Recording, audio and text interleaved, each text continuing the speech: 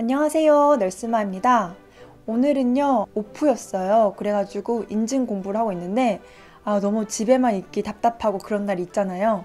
그래서 도서관에 갔어요. 갔더니 여러 책들이 있는데 오늘은 소설책이 아니라 그 관련된 책이에요. 월급쟁이 부자는 없다, 그리고 뭐 사회초년생 월급으로 살아남기, 하여튼 이런 책을 읽고 왔는데요. 초반에 저도 사회초년생일 때는요 사실 저축에 관심이 없었어요. 저축을 어떻게 해야 될지도 모르겠고 뭐 재테크는 당연히 관심도 없었고요.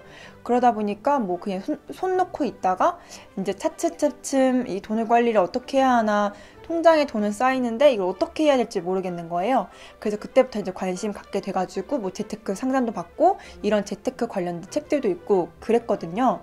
그래서 제가 뭐 주식도 투자하고 펀드도 투자하고 그리고 부동산도 이제 좀 알아보고 했었는데 펀드만 지금 조금 투자를 하고 있고 그렇긴 한데 어떻게 보면 이거는 공격적인 투자인 거잖아요. 여러분들께 공격적인 투자 방법을 제가 이야기하고 싶진 않아요.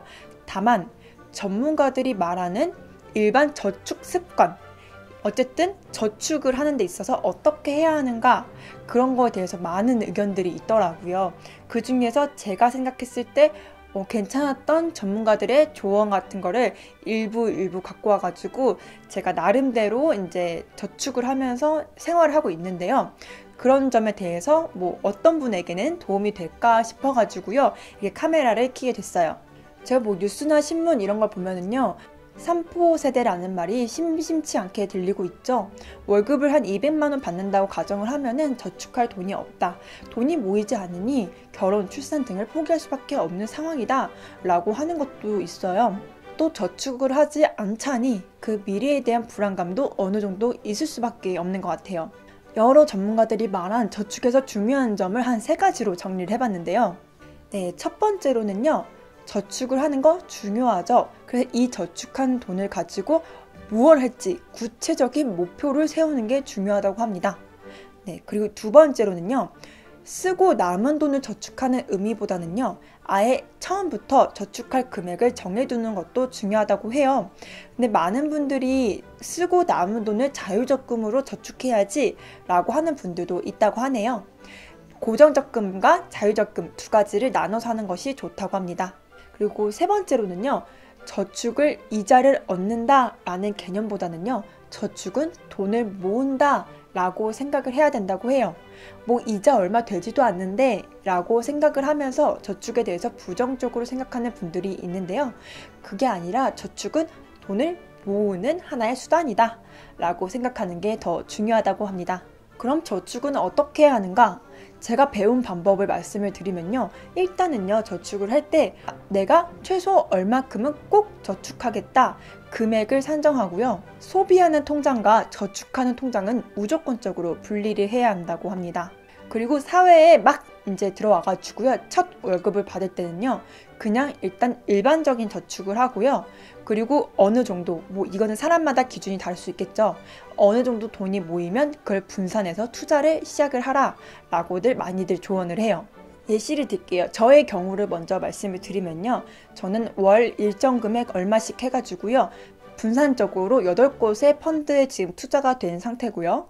나머지는 4곳으로 저축을 분산했어요. 아무래도 사회인이다 보니까 연말정산을 빠뜨릴 수가 없죠. 그래서 연말정산 공제를 위해서요. 주택 청약 적금에다가 최대 공제액인 20만 원씩을 지금 넣고 있고요. 제가 있는 병원은 이제 교직원 공제가 가능한 곳이라서 이건 또 단리가 아니라 복리가 되거든요. 복리가 가능한 교직원 공제를 들고 있고요. 일반 은행 저축에서는요, 또 2가지로 나뉘어요. 장기 저축과 단기 저축. 장기 저축은 정말 뭐 3년 바라보고 하는 거고요. 단기 저축 같은 경우는 정말 어떻게 보면 비상금 같은 거죠. 전문가들은요, 무조건적인 저축을 한 곳으로 몰기보다는요, 어떤 상황이 생길지 모르니까 저축도 분산해서 하라고 추천합니다. 그리고 또 하나의 방법은 자유적금을 활용하는 건데요. 고정적금이 있는 상태에서요. 예를 들면 내가 커피를 마시려고 했다가 안 마셨어요. 그래서 5,000원을 아꼈네요. 그러면은 요즘 다 은행들마다 앱들이 있거든요. 그 앱으로 들어가가지고 5,000원씩 자유적금을 넣는 등 매일매일 이렇게 뭐 자유적금을 넣는 그런 상품들이 있다면 해보시는 것도 추천을 해요.